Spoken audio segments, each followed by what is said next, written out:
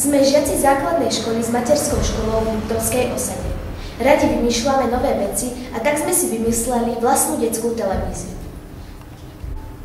Naša televízia sa nazýva Detská televízia Liptovská osada, v skratke DTLO. Čo v našej telke robíme? No, je toho veľa. Napríklad natáčame filmy. Už sme natočili 3. 3 eurá pre Popolušku, CNG nad Zlato a Byť alebo mať. Robíme správy, v ktorých mapujeme život žiakov pri rôznych súťažiach v našej škole. Teda nechýbame na žiadnom podujatí alebo súťaži.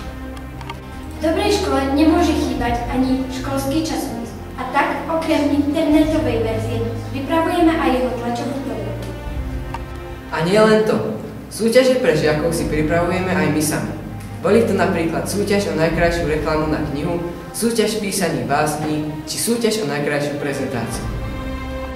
Píšeme si vlastné scenáre nielen pre vysielanie správ, natáčanie filmov, ale vymysleli sme aj rozhlasovú hru s názvom Dvaja kamaráti. A čo je tiež veľmi dôležité, pomáhame pri tvorbe kultúrnych programov pre obec, napríklad pri Dňu Matiek, na Vianoce, na uvedenie detí do života, či v októbri pre starčekov a starenky. A kto nám s tým všetkým pomáha? No predsa naša pani učiteľka, ktorá nás učí slovenčinu, Jarka Kodičková. A ja som rada, že so svojimi žiakmi môžem pracovať, pretože sú veľmi milí, komunikatívni, pracovití a hlavne tvoriví. Som rada, že som s nimi a môžeme robiť radosť iným ľuďom.